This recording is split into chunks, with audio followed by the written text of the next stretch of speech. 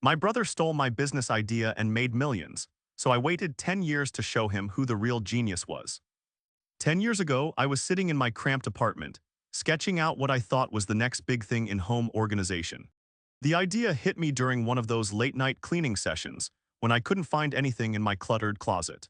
I spent months perfecting the design, creating prototypes from cardboard and duct tape, measuring every angle and testing different materials.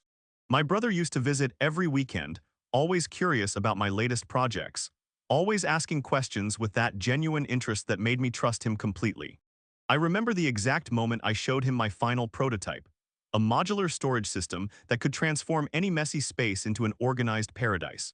His eyes lit up like a kid seeing fireworks for the first time, and he spent hours examining every detail, asking about manufacturing costs and market potential. We talked late into the night about how revolutionary this could be, how it would change people's lives. I felt so proud sharing my vision with someone who seemed to understand its value. The betrayal came 6 months later when I saw his face on a business magazine cover, standing next to my exact invention with a slight modification to the color scheme. The headline read about his innovative approach to home solutions and his meteoric rise in the industry. My stomach dropped so hard I thought I might throw up right there in the grocery store checkout line. Everything I had worked for, dreamed about, and poured my heart into was now his success story. I called him immediately, my hands shaking as I dialed his number, expecting some kind of explanation or apology. Instead, he acted like nothing had happened, congratulating me on seeing his success and suggesting we grab dinner to celebrate. When I confronted him about stealing my idea, he laughed it off, claiming great minds think alike and that his version was completely different because he had added smart technology integration. The casual way he dismissed my work felt like a knife twisting in my chest. Legal action seemed impossible since I hadn't filed any patents or kept detailed documentation of my development process. I was just a guy with a good idea and too much trust in family. My savings were already depleted from the months of research and prototyping, and hiring an attorney felt like throwing good money after bad. Watching him get interviewed on morning shows and featured in business publications, while I struggled to pay rent, created a bitterness that consumed my thoughts every single day. The worst part wasn't even the financial loss, though that stung plenty when I had to move back in with our parents at 28. It was seeing him at family gatherings, acting like nothing had changed, talking about his business challenges and successes while I sat there knowing the truth. Our parents were so proud of his entrepreneurial spirit, constantly praising his innovation and work ethic. I felt invisible, like my own contributions and ideas didn't matter to anyone. I threw myself into my day job, working extra hours and taking on additional responsibilities to distract myself from the constant reminder of what could have been. Every time I saw his product in stores or online, which happened more frequently as his company expanded, I felt that familiar surge of anger and helplessness. Friends would sometimes mention seeing his advertisements or using his products, not knowing they were unknowingly twisting the knife deeper into my wounds. Years passed, and I watched his company grow from a small startup to a major player in the home organization industry. He moved to a mansion in the suburbs, bought expensive cars, and started posting photos of luxury vacations on social media. Meanwhile, I was still grinding away at my regular job, living paycheck to paycheck, and trying to convince myself that money wasn't everything. But seeing him prosper from my stolen idea made every financial struggle feel 10 times more painful. The turning point came during a particularly difficult period when I was dealing with our father's health issues. Spending time at the hospital gave me lots of opportunity to think about what really mattered in life. I realized that holding onto anger and resentment was eating away at my happiness more than the original betrayal ever could. I started focusing on my own growth and development, reading books about business and innovation, and slowly developing new ideas. I began working on a completely different project in my spare time, something that had nothing to do with home organization, but everything to do with solving problems people actually faced. This time I was meticulous about documentation, filing provisional patents, and keeping detailed records of every step in my development process. I wasn't going to make the same mistake twice, and I certainly wasn't going to share my ideas with anyone until I was ready to protect them. The new project consumed my evenings and weekends for 3 years. I would come home from work, grab a quick dinner, and dive into research and development until the early morning hours.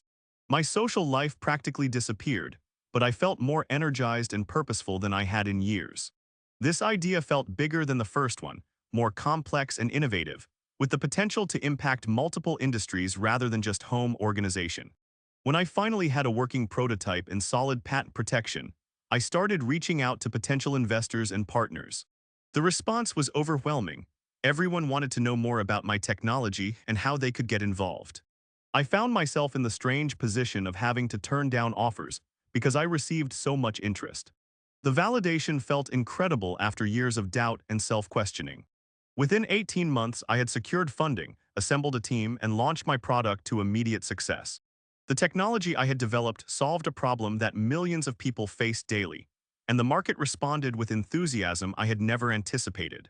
Sales exceeded projections by over 300% in the first quarter alone, and major companies started approaching me about licensing deals and partnerships.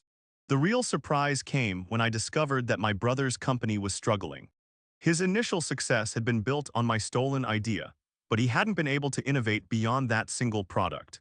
The market had become saturated with similar solutions, and his company was losing market share to newer, more innovative competitors.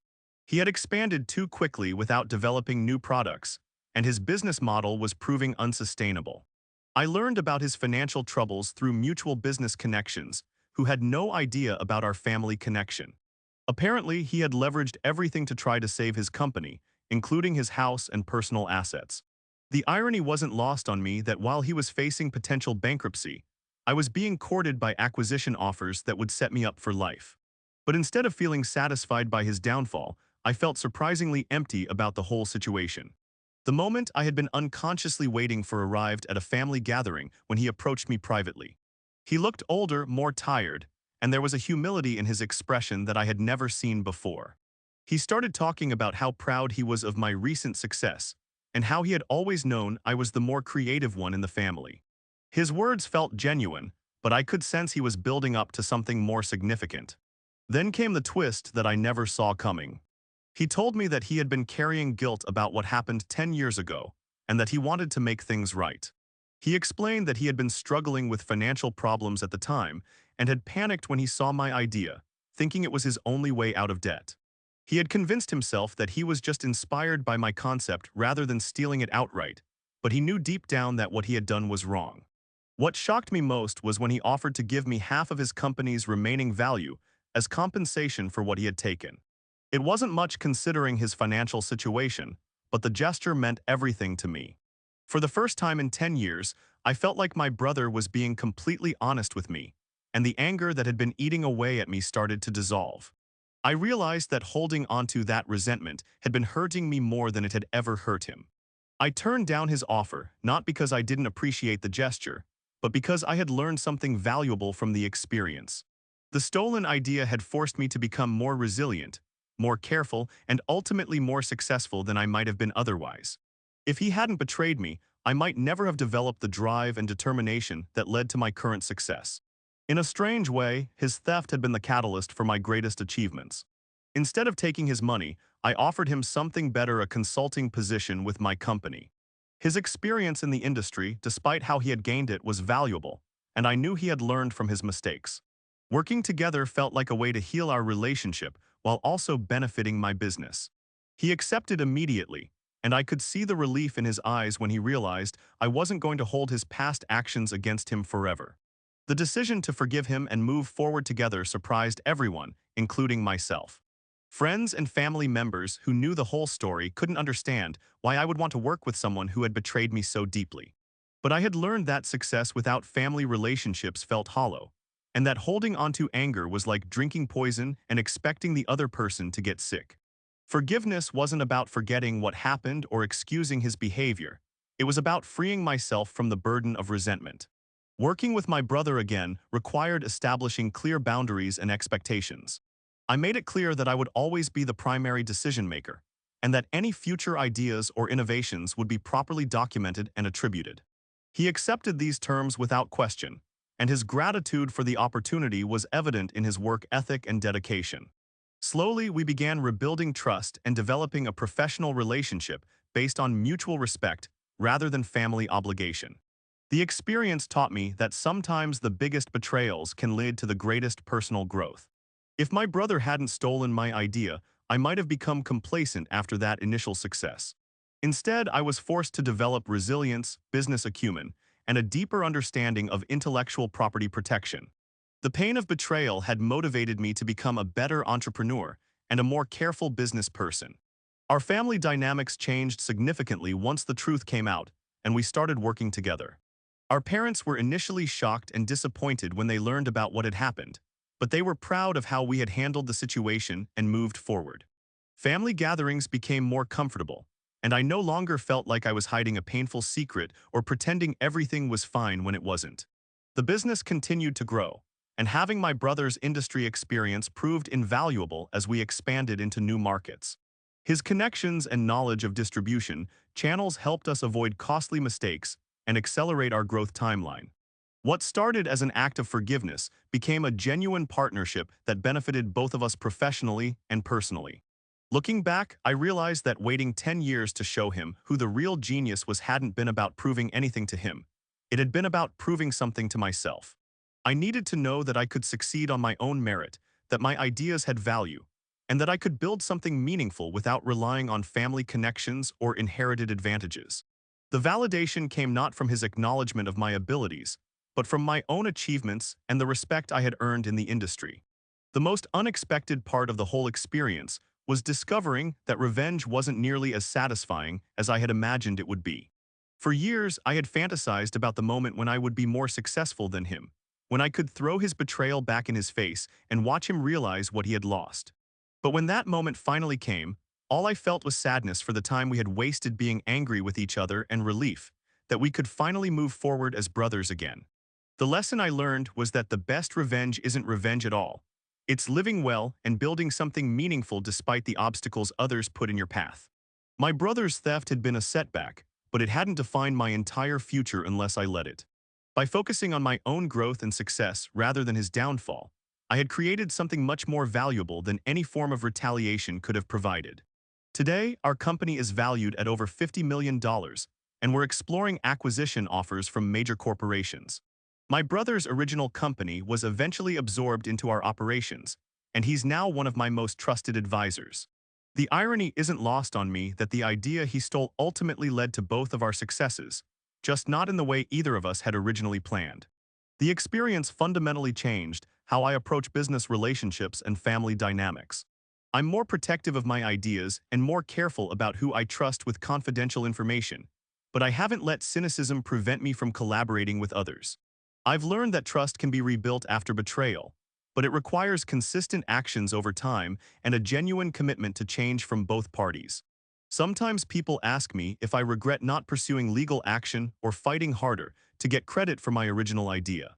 The truth is, I'm grateful for how everything worked out. If I had won a legal battle 10 years ago, I might have gotten some financial compensation, but I wouldn't have developed the skills, resilience, and drive that led to my current success. The stolen idea taught me more about business, innovation, and personal growth than any victory could have. My advice to anyone facing similar betrayal is to focus on your own path rather than trying to tear down the person who wronged you. Channel that anger and frustration into motivation for your own projects and goals. Protect your ideas properly, learn from your mistakes, and remember that success is the best response to those who doubt your abilities or steal your work. Sometimes the most powerful thing you can do is simply prove them wrong through your own achievements. The relationship with my brother will never be exactly what it was before his betrayal, but it's evolved into something more honest and respectful. We both learned valuable lessons about trust, family, and business ethics. He learned that shortcuts and stolen ideas don't lead to lasting success, and I learned that forgiveness can be more powerful than revenge when it comes to personal happiness and professional growth. In the end, my brother didn't just steal my business idea. He inadvertently gave me the motivation to become a better entrepreneur than I ever would have been otherwise. The pain of betrayal became the fuel for innovation, and the desire for vindication became the drive for excellence. Sometimes the worst things that happen to us end up being the catalysts for our greatest achievements, even when we can't see it at the time.